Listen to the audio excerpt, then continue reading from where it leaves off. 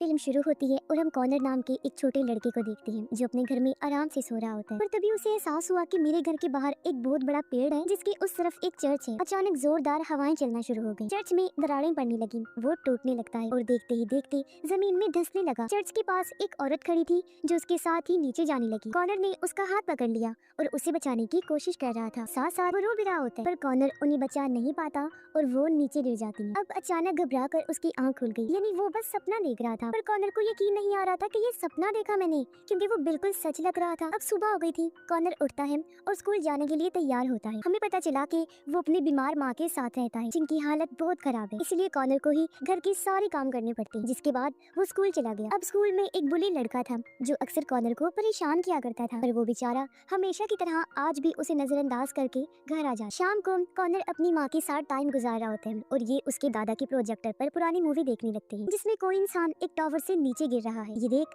Connor को अपने सपने के बारे में याद आया, यानी जब चर्च टूट रहा था और वहाँ से भी कोई औरत नीचे गिर रही, तो वो सोचता है क्यों ना मैं इस सपने को कागज पर बना दूं। जो सोचकर याद करके वो ड्राइंग बनाने लगता है। जैसे जैसे कॉनर ड्रॉ कर रहा था वैसे ही उसके घर के बाहर जो बड़ा सा पेड़ था यानी चर्च के पास, वहाँ की जमीन अचानक फटने लगी और नीचे से एक बहुत बड़ा मॉन्स्टर जमीन को चीर कर बाहर आता है। तो कॉनर की तरफ ही बढ़ रहा था और जैसे घड़ी पर 12:07 होते हैं वो कॉनर की खिड़की के पास आकर उसे आवाज लगाने लगता है। ये देख कॉनर काफी डर गया और इधर उधर छुपने की कोशिश करता है, पर मॉन्स्टर उसे हाथों में उठाता है और उसे अपने पास लाकर कहता है कि तुम मुझसे डरो नहीं, मैं तुमसे दोस्ती करना चाहता हूँ और तुम्हें कहानियाँ सुनाना चाहता हूँ, सुन लो। इस पर कॉनर कहता है कि नहीं, क्योंकि तुम एक मॉन्स्टर हो तो ना तो मैं तुमसे दोस्ती कर सकता हूँ और ना ही कहानियाँ सुन सकता हूँ। अब ये सुनकर मॉन्स्टर को गुस्सा आ गया। उसके अंदर ऑरेंज रंग की लाइट जलने लगती है, जैसे कि गुस्से से वो लाल हो गया था और अपना बड़ा सा मुंह खोलता है। लेकिन इससे पहले वो कॉनर को खाता, अगले ही पल वो खुद को टेबल पर ही पाता है जहाँ वो बैठकर ड्राइंग बना रहा था। वो समझता है कि ये मेरा ख्याल होगा और क्योंकि काफी डरा हुआ था इसलिए अपनी मॉम के पास जाकर सोता है। अगले दिन कॉनर जब स्कूल जा रहा था तो उसकी नजर उसी बड़े से पेड़ पर गई। वो पेड़ को बड़े गौर से देखने लगा और वहाँ से स्कूल के लिए चला जाता है। स्कूल से वापिस जब वो घर आया तो वो अपनी नानी को घर में देखता है, पर उन्हें यहाँ पाकर वो ज्यादा खुश नहीं था। कॉनर की नानी उसे अपने साथ उनके घर चलने का कहती है, पर वो साफ साफ मना कर देता है, जिस बात को लेकर दोनों की बहस हो। कॉनर सोने के लिए चला गया, पर तभी उसे फिर से चर्च टूटने का सपना आता है और वो एक बार फिर से घबरा कर नींद से जाग जाता है। उसने जब टाइम देखा तो आज भी 12:07 ही हो रही थी, जहाँ एक बार फिर पेड़ के पास वाली जमीन फाड़कर वो मॉन्स्टर बाहर आया और कॉनर के पास आकर खड़ा हो गया। इस बार मॉन्स्टर उसे डायरेक्ट हाथों में नहीं पकड़ता बल्कि प्यार से अपनी टहनियों में पकड़ता है और गुस्सा होने की बजाय उसे रिक्वेस्ट करके कहता है कि प्लीज मुझे दोस्ती ना सही पर कहानियां तो सुन लो। जहाँ इस बार कॉनर भी आराम से उसकी कहानियां सुनने को तैयार हो गया और तब मॉन्स्टर उसे राजा रानी और उनके बच्चों की कहानियां सुनाता है कि काफी सालों पहले राजा रानी और उनके बच्चे एक बड़े से महल में रहा करते थे। वो बहुत आलीशान जिंदगी गुजार रहे थे और बहुत खुश। और एक दिन कुछ बुरे लोगों ने यहाँ हमला कर दिया, जिस हादसे में रानी और उनके बच्चे मारे। सिर्फ राजा और उनका एक पोता ही जिंदा बचे थे। राजा अपने पोते से बहुत प्यार करते, उसका ख्याल रखते थे। फिर एक दिन राजा दूसरी शादी कर लेती। अब जो नई रानी थी वो बहुत ही इवल, बुरी और लालची औरत। उसने राजा को मारने की कोशिश भी की लेकिन हमेशा नाकाम रही। मगर फिर एक दिन राजा की उम्र ज्यादा होने की वजह से उनकी मौत हो गई। राजा की दूसरी वाइफ इवल रानी किंगडम पर कब्जा कर लेती है और ये बहाना लगा देती है कि राजकुमार क्योंकि अभी इतना बड़ा नहीं हुआ कि वो राजगद्दी संभाल सके, इसलिए किंगडम को मैं संभालूं। अब इस बात से राजा के पोते राजकुमार को बहुत गुस्सा आया और वो अपना महल छोड़कर गांव में चला गया और वहीं रहना शुरू कर दिया, जहां उसने रानी की सच्चाई सबको बताई कि उसने किंगडम पर कब्जा कर लिया है, हालांकि राजगद्दी का हकदार मैं हूँ। फिर गाँव वालों ने इसी मॉन्स्टर की मदद ली और उन्होंने रानी पर हमला कर दिया और उसे हरा दिया, जिस वजह से राजकुमार को अपनी जगह वापस मिल जाती है। और ये कहानी भी इधर ही पूरी हो गई। कहानी सुनने के बाद कॉनर मॉन्स्टर से पूछता है कि इस कहानी में बुरा कौन था। तो मॉन्स्टर कहता है कि इसमें कोई बुरा नहीं था, इंसान अपने कामों की वजह से अच्छा या बुरा बनता है। अब ये इंसान पर है कि वो कौन सा रास्ता चुनता है, अच्छाई का या फिर बुराई का। कॉनर मॉन्स्टर से कहता है कि मैं अपनी नानी के साथ नहीं रहना चाहता, मैं क्या करूं, कैसे बचूं उनसे। इस पर मॉन्स्टर कहता है कि तुम्हारी नानी से तुम्हें कोई मसला नहीं बल्कि तुम्हें किसी और से बचने की जरूरत है। अब यहीं पर मॉन्स्टर का टाइम खत्म हुआ और वो वापस चला जाता है, जबकि कॉनर भी अपने घर आ गया। अगले दिन स्कूल से लौटने के बाद कॉनर देखता है कि उसकी माँ की हालत काफी खराब है। वो उसे बताती है कि बेटा मेरा जो इलाज हो रहा है वो मुझ पर काम नहीं कर रहा, तो नए इलाज के लिए मुझे अब हॉस्पिटल में ही दाखिल होना पड़ेगा। जो सुनकर कॉनर को बहुत दुख होता है। आगे उसकी मॉम बताती है कि बेटा जब मैं नहीं रहूंगी तो तुम्हें अपनी नानी के साथ ही रहना होगा और हाँ बेटा उन्हें तंग मत करना और उनकी हर बात मानना। अब अपनी मॉम की बात मानकर वो राजी हो गया और अपनी नानी के साथ उनके घर रहने चला जाता है। दरवाजे की बेल बजी। उसने जब जाकर चेक किया तो उसके डैड आई थी, जिन्हें देखकर वो काफी खुश हो गया और उनके साथ घूमने पार्क में चला जाता है। जब वो खाना खाने गई तो कॉनर अपने डैड को कहता है पापा मैं आपके साथ ही रहना चाहता हूँ, ना कि नानी के साथ। इस पर उसके डैड कहते हैं बेटा मैं तुम्हें अपने साथ रखूंगा रखूंगा पर अभी नहीं। मेरा भी दिल चाह रहा है कि तुम्हें ले चलूं, पर हालात अभी काफी खराब है। फिलहाल के लिए तुम्हें अपनी नानी के साथ ही रहना होगा। और फिर वो कॉनर को नानी के घर के बाहर छोड़ देती है और दुखी होकर वो भी अंदर चला जाता है। अब आज रात भी जैसे ही 12:07 होते हैं तो मॉन्स्टर फिर से कॉनर से मिलने आया और उसे दूसरी कहानी सुनाता है कि काफी सालों पहले एक गाँव में एक फादर रहा करती थी। अब वही एक डॉक्टर हकीम भी था जो जड़ी बूटियों से दवाइयाँ बनाया करता था और उसके इलाज से कोई भी बीमारी ठीक हो सकती। एक दिन डॉक्टर एक जादुई पेड़ के पास गया ताकि उस पेड़ की जड़ी बूटियां वो ले सके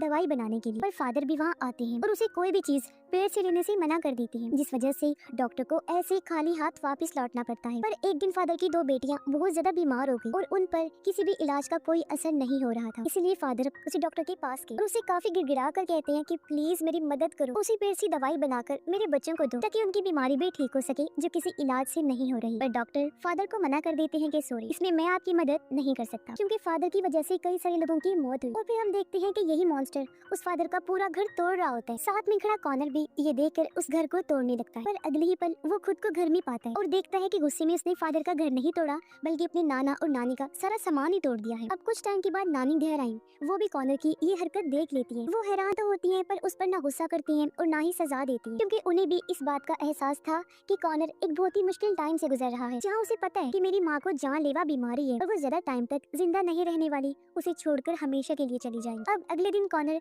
हॉस्पिटल में अपनी मॉम से मिलने गया। वो देखता है कि माँ की हालत और ज्यादा खराब हो गई है। तब उसकी मॉम बताती है कि बेटा ये नया इलाज भी मुझ पर असर नहीं कर रहा, जिस वजह से कॉनर बहुत दुखी हो जाता है। और जब रात को मॉन्स्टर उससे मिलने आया तो कॉनर उसे कहता है कि प्लीज मेरी माँ को ठीक कर दो, पर मॉन्स्टर कहता है कि सॉरी लेकिन इसमें मैं तुम्हारी कोई मदद नहीं कर सकता। तब दुखी होकर वो अपने घर वापस आ जाता है। अगले दिन कॉनर जब स्कूल गया तो वही बुली लड़का उसे कहता है कि आइंदा के बाद वो कॉनर को परेशान नहीं करेगा, इसलिए नहीं कि वो सुधर गया है बल्कि इसलिए क्योंकि कॉनर ज्यादा नजर नहीं आता, हालांकि वो तो स्कूल आया करता है। अब आज दोपहर को मॉन्स्टर स्कूल आ जाता है जो सिर्फ कॉनर को ही नजर आ रहा था। मॉन्स्टर अब उसे एक इनविजिबल आदमी की कहानी सुनाता है। इनविजिबल यानी कि जो होता तो है पर वो दिखाई नहीं देता। मॉन्स्टर कहता है कि वो इनविजिबल इसलिए नहीं था कि वो गायब था, नजर नहीं आता था, बल्कि वो इसलिए था क्योंकि लोगों ने उसे नजरअंदाज करके अनदेखा कर दिया था। अब ये सुनकर कॉनर को बुली लड़के की बात याद आती है कि अब कॉनर स्कूल में ज्यादा नजर नहीं आता। वो सोचता है कि इसका मतलब उसने मुझे अनदेखा कर दिया। ये सोच उसे गुस्सा आ गया और वो बुली लड़के पर हमला करके उसे मारने लगता है। ये चीज भी उसने मॉन्स्टर की मदद से की। बुली लड़के को काफी चोटें आती हैं, इतनी कि उसे हॉस्पिटल दाखिल करवा दिया जाता है। पर इस हादसे के बाद स्कूल के सारे बच्चे कॉनर को जानने लगे। भागकर उसी पेड़ के पास है यानी मॉन्स्टर के पास और उसे बुलाकर कहता है कि मेरे सामने आओ, मेरी मदद करो, मेरी माँ को ठीक करो क्योंकि मैं जानता हूँ कि तुम ऐसा कर सकती हो। अगले ही पल मॉन्स्टर वहाँ पर आ जाता है और वो कॉनर को कहता है कि मैं तुम्हें ठीक करने आया था, तुम्हारी माँ को मैं ठीक नहीं कर सकता। ये सुनकर कॉनर को गुस्सा आ गया।